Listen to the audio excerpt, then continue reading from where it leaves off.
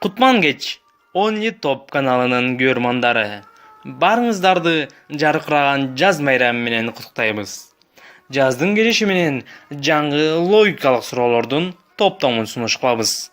Биз менен болуңуздар. Математик кагазга 2 орундуу санды жазды. Санды тескерисинен аударганда ал сан 75-ке азайды. Ал кайсы сан?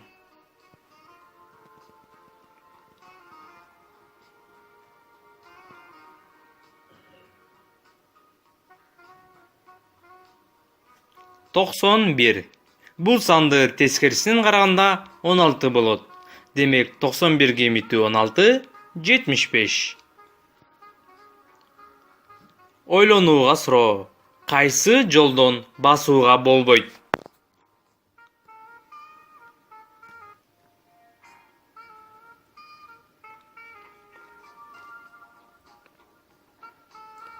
Саманчынын жолунан басууга болбойт. Мэринин атасынын 5 кызы бар. Алардын аттары Лора, Лара, Лера, Лера. 5-чи кызынын аты ким?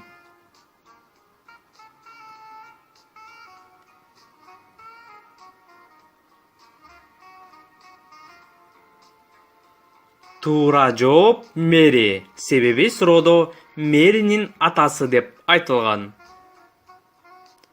Кыздар жатаканасы менен балдар жатаканасынын айырмасы эмнеде?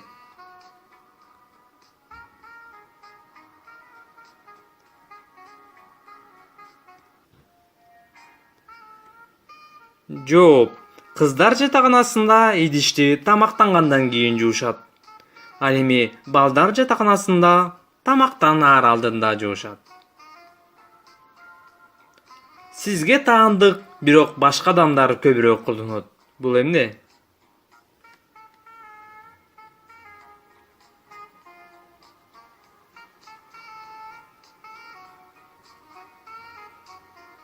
Бул сиздин ысымыңыз. Көңүл бурганыңыздар үчүн чоң рахмат. Бүгүнкү логикалык суроолордун топтому ушундай болду. Бизге сиздердин колдооңуздар керек.